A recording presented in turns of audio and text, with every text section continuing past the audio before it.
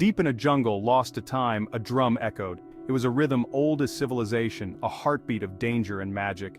Legend told of a game, Jumanji, a game carved from enchanted wood, its power whispered through the ages. It was said to transport players into its dangerous world, a world where the only escape was to finish the game. Few believed the tales.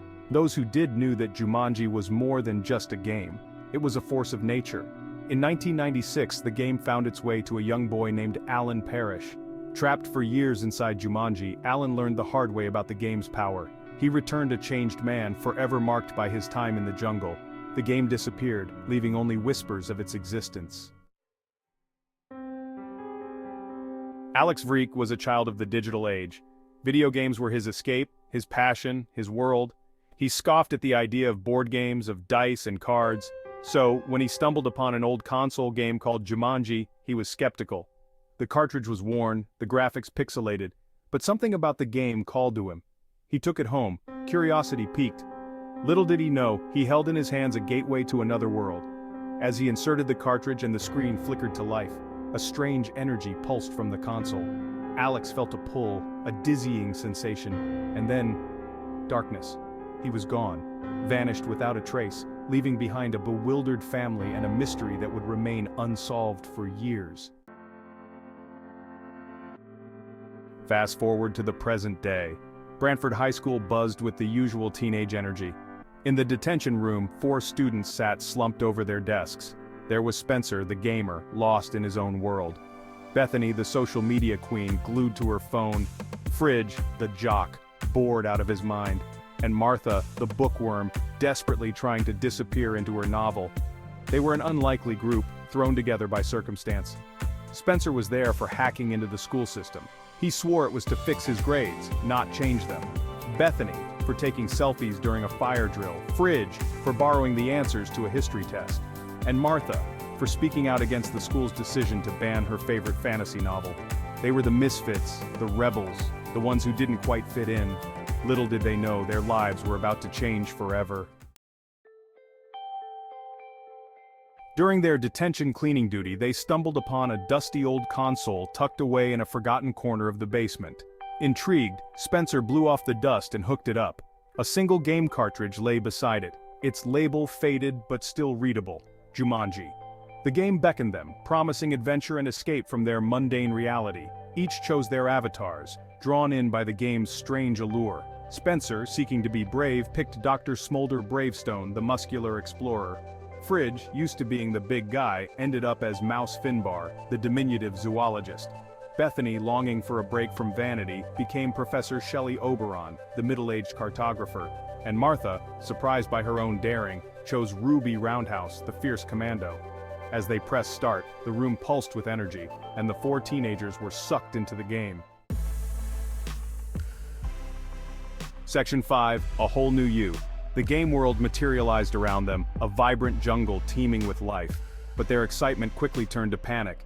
Spencer was now a towering muscle man, Fridge a diminutive expert in animal calls, Bethany a middle-aged professor, and Martha a combat-ready warrior. Their initial reactions were a mixture of horror, amusement, and utter disbelief.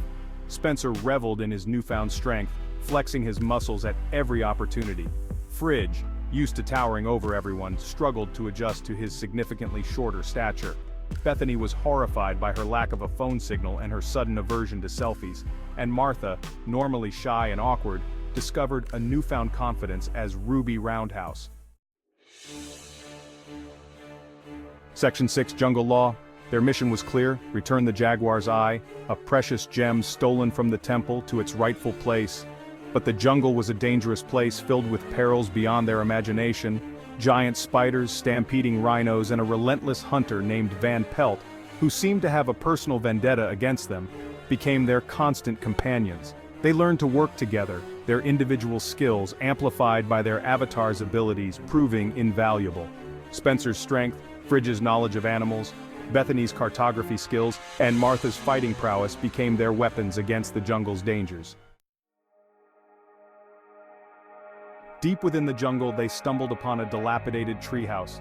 There they met Alex Vreek, now a grown man, trapped in the game for the past 20 years.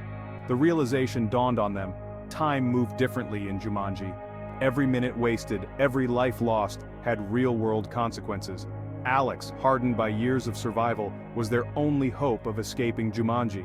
He knew the dangers, understood the game's logic, and had a score to settle with Van Pelt. He became their guide, their mentor, their lifeline in a world determined to break them. The final showdown took place in the heart of the Jaguar Temple. Facing Van Pelt and his army of hunters, the teenagers had to use all their skills and courage to survive. They battled giant snakes, navigated treacherous traps, and faced their deepest fears to reach the temple's peak. It was a chaotic, exhilarating, and terrifying experience. But through it all, they learned the true meaning of teamwork, pushing their limits and relying on each other to overcome every obstacle.